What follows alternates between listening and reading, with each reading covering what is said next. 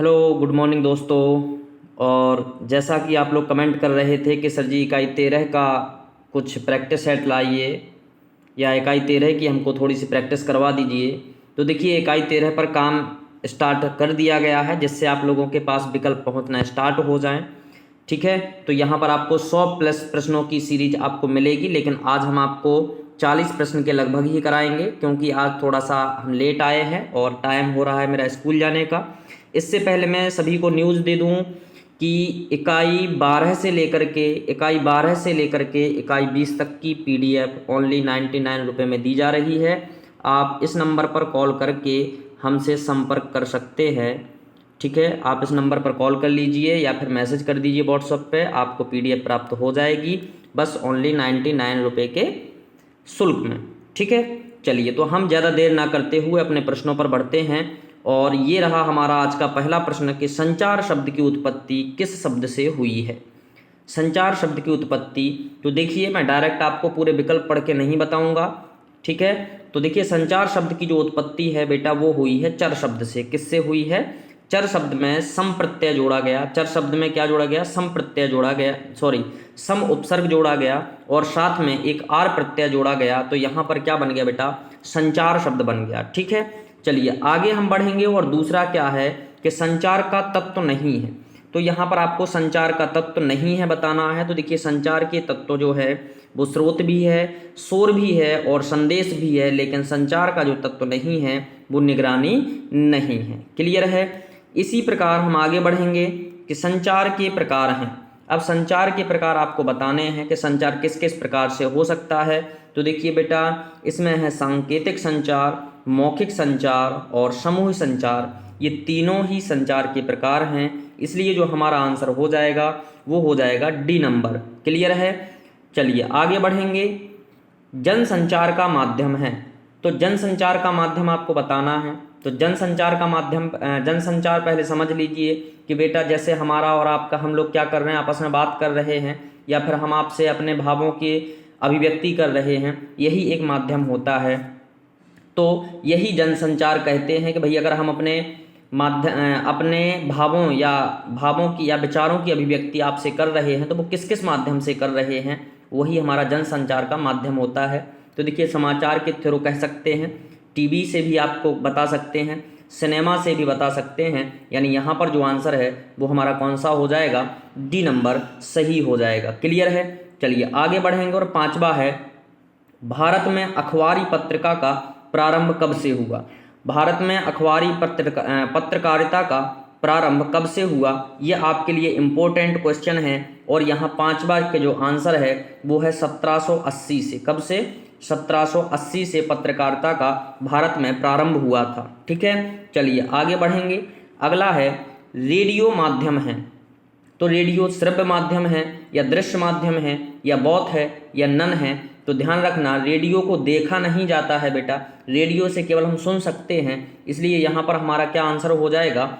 सी हो जाएगा, ए हो जाएगा, यानी श्रव्य माध्यम हो जाएगा। ठीक है, चलिए अच्छा पीडीएफ में आपको बता दूं कि इसी तरीके से हर पेज पर नीचे आपको उसके आंसर मिलेंगे, तो आप उसको मोबाइल से भी पढ़ सकते हो, प्रिंट आउट निकलवाने की आवश्यकता नहीं रहेगी। ठीक है, चलिए हम लोग आगे बढ़ेंगे। और अगला जो हमारा क्वेश्चन है वो है 7वां नंबर, टेलीविजन है। टेलीविजन क्या है?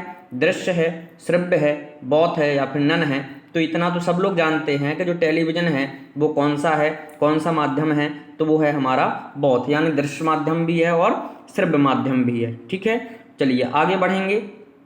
भारत में टेलीविजन की शुरुआत कब से हुई, तो इसको थोड़ा सा हम और ऊपर कर लेते हैं और जूम आउट कर लेते हैं।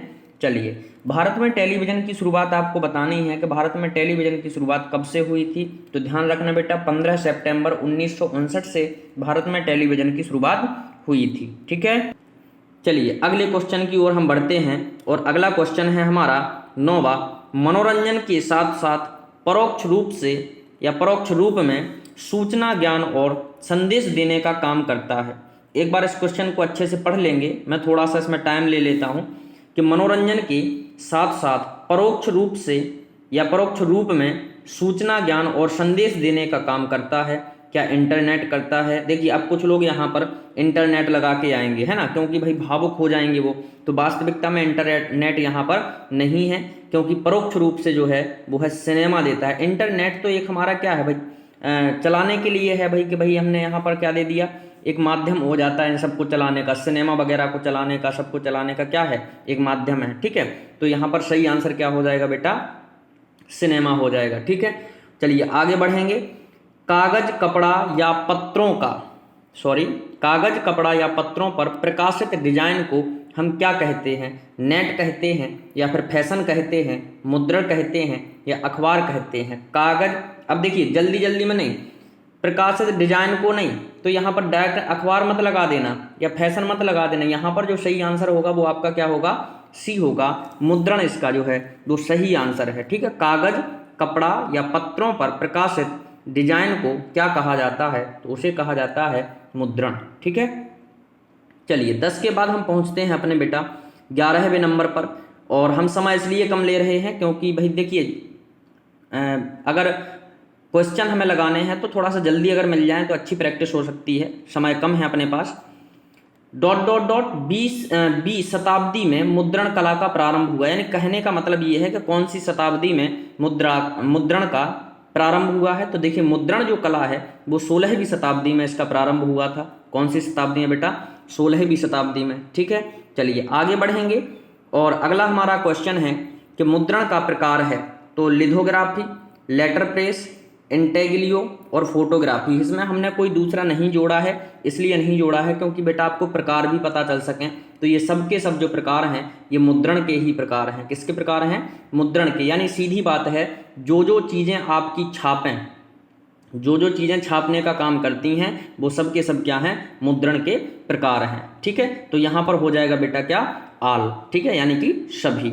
चलिए ई जो है आपका वो सही हो जाएगा। अगला है भाषा कितने प्रकार की होती है? तो भाषा जो है बेटा ध्यान रखना ये 3 प्रकार की होती है। एक होती है लिखित भाषा, मौखिक भाषा और सांकेतिक भाषा। ठीक है, और सबसे कठिन भाषा होती है सांकेतिक भाषा। ठीक है, उससे जो सबसे कठिन होती है कौन सी? सांकेतिक भाषा। उससे थोड़ी सी कठिन, यानी उससे दूसरे नंबर पर यदि कठिन का देखा जाए तो वो होती है लिखित भाषा, और सबसे सरल होती है कौन सी? मौखिक भाषा। ठीक है, चलिए आगे बढ़ेंगे, 14वें आंसर पर चलेंगे, और 14 में हम देखेंगे कि भाषा के द्वारा मनुष्य अपने भाव बोलकर प्रकट करता है। कौन सी भाषा के द्वारा मनुष्य अपने भाव बोलकर प्रकट करता है? तो ये तो सबसे बन जाएगा, और ये क्या हो जाएगा आंसर इसका? ए हो जाएगा। 14वें का आंसर क्या हो जाएगा बेटा? ए हो जाएगा। ठीक है, चलिए अगला है। अच्छा, और मैं थोड़ा सा बस आप लोगों से यही निवेदन करना चाहूँगा कि जितने लोग देखते हैं, देखिए हमारे चैनल से लगभग 5000 व्यूज आ रहे हैं। अब 5000 व्यूज में केवल हमारे जो अभी वर्तमान में सब्सक्राइबर हैं वो 1200 सब्सक्राइबर हैं। तो मैं निवेदन करता हूं कि जो भी व्यक्ति देख रहा है वो सब्सक्राइब जरूर करते जाए। अब देखिए सब्सक्राइब करने से भैया हम आपसे पैसे तो नहीं ले रहे हैं ना, तो कम से कम चैनल को सब्सक्राइब कर दें।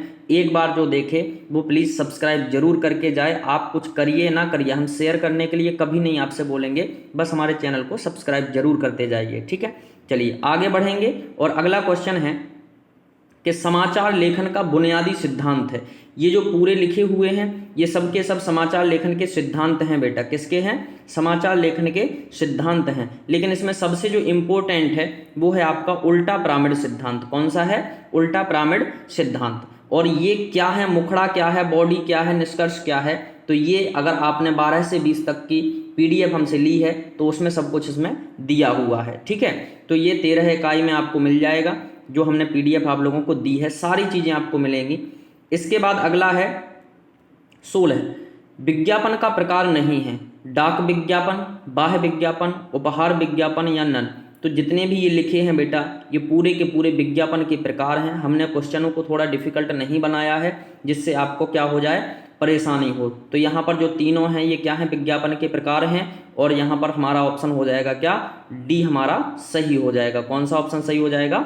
डी हमारा सही ऑप्शन हो जाएगा। चलिए आगे बढ़ते हैं और 17वें पे देखते हैं, आधुनिक युग में विज्ञापन का सर्वाधिक प्रभावी माध्यम है। आधुनिक युग में विज्ञापन, अब देखिए विज्ञापन का मतलब होता है एडवर्टाइज, है ना।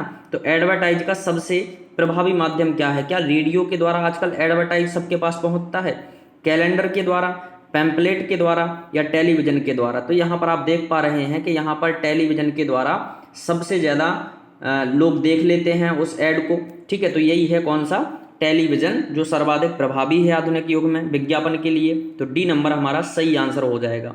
अगला है बेटा, इलेक्ट्रॉनिक मीडिया का पहला क्रांतिकारी कदम को माना जाता है, यानी इलेक्ट्रॉनिक मीडिया, ठीक है। तो देखिए टेलीविजन, रेडियो, अखबार, अखबार तो देखिए इलेक्ट्रॉनिक नहीं है, इसके बाद मेल, तो ये तीन चीज़ें इलेक्ट्रॉनिक मिली हैं हमें। कौन सी? टीवी, रेडियो और मेल, ठीक है। तो अब यहाँ पर जो है वो पहला पूछा जा रहा है, तो पहला जो है वो समाचारों के लिए क्या था? रेडियो था। पहला क्या था बेटा?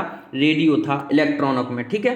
चलिए आगे बढ़ेंगे, और अगला जो हमारा प्रश्न है वो है, भारत में रेडियो कार्यक्रम का प्रसारण, भारत में रेडियो कार्यक्रम का प्रसारण पहली बार कब और कहाँ से हुआ था?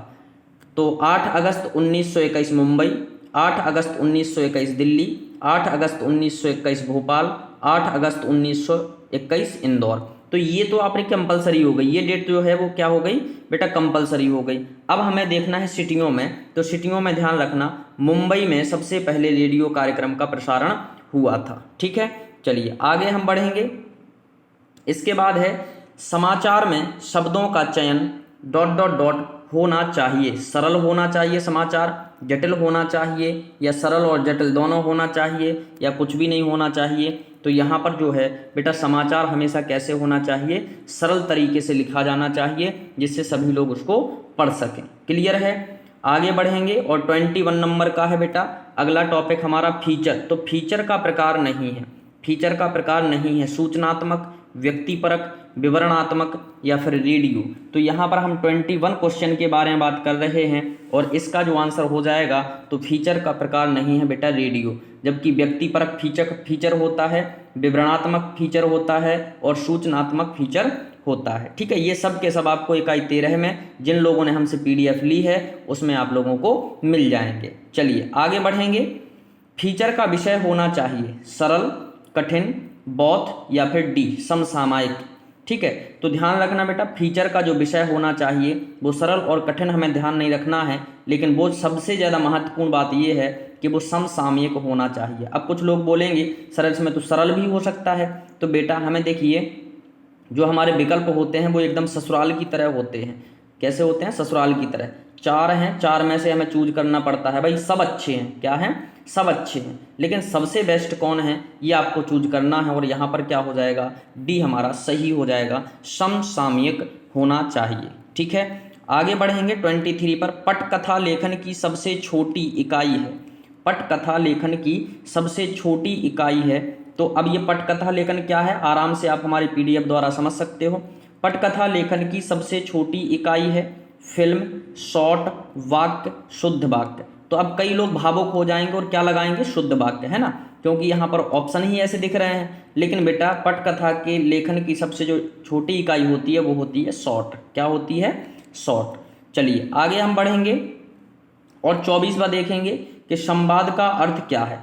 तो संवाद का अर्थ बातचीत, नृत्य, बात में बात, बाद में बात, या सब समान बातें। तो यहाँ पर जो आंसर हो जाएगा वो हो जाएगा आपका संवाद का अर्थ बातचीत से हो जाएगा।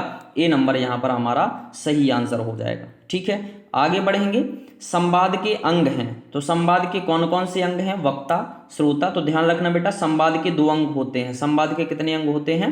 2 अंग होते हैं, ठीक है। तो यहाँ पर जो सही आंसर होगा वो होगा हमारा बोथ, यानी कि A और B दोनों, A और B दोनों, वक्ता और श्रोता ये संवाद के क्या होते हैं बेटा?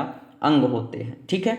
आगे चलेंगे, और अब हम आते हैं उद्घोष वाले टॉपिक पर। तो उद्घोष को और किस नाम से जाना जाता है? नारा से, स्लोगन से, बौद्ध से, या नन से? तो ध्यान रखना बेटा हिंदी में इसे नारा कहेंगे और अंग्रेजी में इसे स्लोगन कहेंगे, इसलिए हमारा सही आंसर क्या हो जाएगा? सी हो जाएगा, यानी बौद्ध, ठीक है। चलिए अच्छा, नारा भी हम एकदम बता देते हैं। देखिए आप प्रार्थना करते हो स्कूल में जाके तो नारा लगाते हो, ठीक है, ध्वज होता है तब नारे लगाते हो। अभी पटवारी का जो आंदोलन हुआ उसमें भी खूब जमकर के नारे लगाए गए हैं, ठीक है। तो यही होता है हमारा बेटा उद्घोष लेखन, ठीक है। पेड़ लगाओ वातावरण को शुद्ध बनाओ, ये कौन सा उद्घोष लेखन है? शिक्षा संबंधी है, पर्यावरण संबंधी है, राजनीति संबंधी है या स्वास्थ्य संबंधी है? तो देखिए आपको ज़्यादा दिमाग नहीं लगाना है, फिर आप सोचो कि वातावरण को शुद्ध बना रहे हैं मतलब स्वास्थ्य संबंधी हो जाएगा, नहीं, स्वास्थ्य संबंधी तो बेटा बाद में है, सबसे पहले कौन सा है? पर्यावरण संबंधी है, ठीक है। तो यहाँ पर बी नंबर आपका क्या हो जाएगा? सही आंसर हो जाएगा, ठीक है। नारा लेखन में सर्वाधिक ध्यान किस बात का रखना चाहिए? नारा सरल हो, नारा लयात्मक हो, नारा सार्थक ना हो या नारा विषय से संबंधित ना हो? तो देखिए नारा लेखन में जो है वो सर्वाधिक हमें ध्यान किस बात का रखना है? तो वो हमें ध्यान रखना है किसका? कि नारा कैसा होना चाहिए? लयात्मक होना चाहिए। कैसा होना चाहिए? लयात्मक होना चाहिए। अब लयात्मक मतलब लय होनी जरूरी है, ठीक है, नहीं तो नारा फिर आप लगा ही नहीं पाओगे, ठीक है। चलिए तो यहाँ बी नंबर आपका सही हो जाएगा। अगला है टेली ड्रामा है। अगला आपको बताना है कि टेली ड्रामा बेटा क्या है। तो देखिए हम आपको टेली ड्रामा भी बता देते हैं कि जो हमारा टेली ड्रामा है वो है हमारा कौन सा है? श्रव्य है कि दृश्य है? तो वो है बेटा हमारा बोथ, यानी श्रव्य है और दृश्य है। अब एक बात आपको बता दें कि यहाँ पर देखिए ड्रामा लगा हुआ है और ड्रामा मतलब होता है नाटक। ड्रामा मतलब क्या होता है? नाटक। और नाटक तो क्या होता है? श्रव्य भी होता है और दृश्य भी होता है, इसलिए यहाँ सही आंसर हमारा क्या हो जाएगा? सी नंबर हो जाएगा, ठीक है। तो 29 का क्या हो गया बेटा? सी हो गया, ठीक है। नाटक के कितने तत्व होते हैं? इसका आंसर बताने से पहले हम आपको बता दें कि 12 से यूनिट 20 तक की PDF केवल 99 रुपये मिल रही है। आप हमसे संपर्क कर सकते हैं 70 67 60 62 61 नंबर पर, ठीक है। इस नंबर पर आप हमें व्हाट्सएप पर मैसेज करके और PDF ले सकते हैं, ठीक है, मात्र 99 रुपये में। और प्लीज़ सभी से निवेदन है कि चैनल को सब्सक्राइब जरूर करें। वीडियो हमारी जो पहली वीडियो हमने डाली थी उस पर करीब 5200 व्यूज चले गए हैं, लेकिन वहाँ से सब्सक्राइबर अब हमें बहुत कम मिले हैं। तो मैं यही निवेदन करता हूँ भैया कि सब्सक्राइब करने में आपका कुछ नहीं जा रहा है और आपको फ़ायदा होगा, हमारा नोटिफिकेशन आपके पास पहुँच जाएगा, ठीक है। चलिए, नाटक के कितने तत्व होते हैं? तो बेटा नाटक के 6 तत्व होते हैं। कितने तत्व होते हैं? 6 तत्व होते हैं, ठीक है। चलिए डी नंबर हमारा सही हो जाएगा। अगला है डॉक्यू ड्रामा में मुख्य है काल्पनिकता, ऐतिहासिकता या दोनों या फिर नन? तो देखिए डॉक्यू ड्रामा में हमेशा ध्यान रखना कि ऐतिहासिक तथ्यों पर या ऐतिहासिक घटनाओं पर लिखा जाता है और ऐतिहासिक घटनाओं पर होता है, ठीक है। तो पहली बात तो हम यही बता दें आपको कि नाटक जो होता है टोटल ऐतिहासिक होता है, ठीक है। काल्पनिकता का उसमें बहुत सूक्ष्म तरीके से उसको सूक्ष्म आधार होता है थोड़ा सा काल्पनिकता का, लेकिन सर्वाधिक जो होता है मुख्य जो है वो है ऐतिहासिकता, ठीक है। मतलब जो घटनाएं घटित हो चुकी हैं उस पर ही नाटक लिखा जाता है। चलिए हम आगे बढ़ेंगे और अगला जो हमारा प्रश्न होगा वो होगा टेलीविज़न और फिल्म की एक शैली है। इसका आंसर आप लोग कमेंट में करेंगे। चलिए मैं बता ही देता हूँ, नहीं तो आप लोग फालतू में घूमते रहोगे। ... टेलीविज़न और फिल्म की एक शैली है, डॉक्यू ड्रामा है, पत्रकारिता है, घटना है या फिर लाइसेंस है? तो टेलीविज़न और फिल्म की एक आपको शैली बतानी है जो है आपकी कौन सी? Docu drama. क्या है? टेलीविज़न और फिल्म की एक शैली है कौन सी? डॉक्यू ड्रामा, ठीक है। डॉक्यू ड्रामा में पहले क्या किया जाता है? लिखा जाता है, ठीक है। चलिए आगे हम बढ़ेंगे। मृत्यु, आपदा, विश्वासघात और मानवीय पीड़ा जैसे गहरे विषयों का चित्रण क्या कहलाता है? त्रासदी, प्रहसन या डॉक्यू ड्रामा या ओपेरा? ये पूरे के पूरे नाटकों के प्रकार हैं बेटा। किसके प्रकार हैं? नाटकों के प्रकार हैं। जिसने इकाई हमसे 13 खरीदी होगी आज उससे ये क्वेश्चन बन रहे होंगे अगर उसने पढ़ लिया होगा तो देखिए मृत्यु, आपदा और विश्वासघात, ठीक है, और मानवीय पीड़ा जैसे गहरे विषयों का चित्रण जो होता है वो बेटा त्रासदी होता है। क्या होता है? त्रासदी होता है, ठीक है। तो आगे हम बढ़ेंगे 34 पर कि नाटक की हास्य शैली को कहते हैं। तो नाटक की हास्य शैली को, इसका हमको आंसर जरूर चाहिए आपसे कमेंट में। ये बहुत ही सरल आंसर है, ठीक है। इसको हमें जरूर आप कमेंट में बताएंगे 34 को। इसके बाद 35 है ऐतिहासिक या गैर काल्पनिक घटनाओं को नाटकीय ढंग से चित्रित करना। ध्यान से पढ़ना, ऐतिहासिक या गैर काल्पनिक। गैर काल्पनिक का मतलब होता है कि उसमें कल्पना ना हो। घटनाओं को नाटकीय ढंग से चित्रित करना क्या है, मेलपोमीन है, डाक्यू ड्रामा है, ओपेरा है और मेलोड्रामा है। तो इसमें आपको बताना है सही आंसर। तो यहाँ पर जो 35 का आंसर हो जाएगा वो हो जाएगा ऐतिहासिक और गैर काल्पनिक घटनाओं को नाटकीय ढंग से चित्रित करना। यही हमारा क्या है बेटा, डॉक्यू ड्रामा है। यही हमारा क्या होता है, डॉक्यू ड्रामा होता है। आशा करते हैं आज हमारी क्लास आप लोगों को पसंद आ रही होगी, और यदि पसंद आ रही है और थोड़ा सा भी आपको मेरी वीडियो से फ़ायदा मिल रहा है तो सभी से निवेदन है कि सब्सक्राइब जरूर करें। ठीक है, चलिए नाटक का दूसरा मुखौटा है। नाटक का दूसरा मुखौटा, तो देखिए भाई नाटक के दो मुखौटे होते हैं। ठीक है, एक को कहते हैं हम थालिया, एक को कहते हैं हम क्या, थालिया, और दूसरे को कहते हैं मेलपोमीन। दूसरे को क्या कहते हैं, मेलपोमीन। तो यहाँ पर जो आपका सही आंसर है दूसरा हमसे पूछा गया है, तो ये हमारा कौन सा है, पहला है, और ये हमारा दूसरा है। ठीक है, अभी कोई जाएगा नहीं। ठीक है, इसके बाद हम आपको थोड़ी सी न्यूज़ और दे देते हैं और अगली क्लास के बारे में हम आपको बता देते हैं।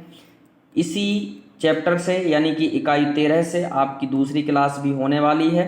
ठीक है, तो आप हमारे चैनल को सब्सक्राइब जरूर कर लें, और जिन भी भाई बहनों ने इकाई 12 से लेकर के इकाई 20 तक की PDF नहीं खरीदी है तो वो PDF खरीद लें। ये PDF मात्र 99 रुपये में आपको दी जा रही है। ठीक है, इसके साथ आपको मध्य प्रदेश की बोलियाँ, ये सब चीज़ें आपको फ्री मिल जाएंगी, और ये कम से कम 700 प्लस प्रश्नों की सीरीज है। आपको लगाने में कोई इसको परेशानी नहीं है। क्यों परेशानी नहीं है बेटा, क्योंकि देखिए मोबाइल आपको निकलवाने की आवश्यकता एकदम नहीं है। आप क्या कर सकते हो, मोबाइल से ही पढ़ सकते हो, क्योंकि प्रत्येक पृष्ठ पर जितने भी हमने क्वेश्चन लिखे हुए हैं वो सबके सब उनके जो आंसर हैं, उनकी जो आंसर शीट है वो हमने इस तरीके से नीचे ही दे रखी है, तो मोबाइल से पढ़ने में भी आपको आसानी रहेगी। अब कई बार क्या होता है कि नहीं तो हमें भाई क्वेश्चन हमें यहाँ मिलता है और उसका आंसर हमें सबसे नीचे जा कर के देखना पड़ता है, तब हमें परेशानी होती है मोबाइल से पढ़ने में। इसमें आपको कोई परेशानी नहीं होगी, क्योंकि हर पृष्ठ पर जितने भी क्वेश्चन हैं उसके जो आंसर हैं वो बिल्कुल उसी के जस्ट नीचे लिखे गए हैं। ठीक है, तो जिसने नहीं खरीदी है वो कृपया करके खरीद लें और चैनल को सब्सक्राइब कर दें। आशा करते हैं आप सभी खुश होंगे, और ईश्वर से कामना करते हैं कि आप सफल हो जाएं। ठीक है, चलिए आज के लिए इतना काफ़ी है, और मिलते हैं कल अगली क्लास में। कल या शाम को ही हम लोग मिलेंगे अगली क्लास में। ठीक है, आज के लिए धन्यवाद, tata, bye bye, take care.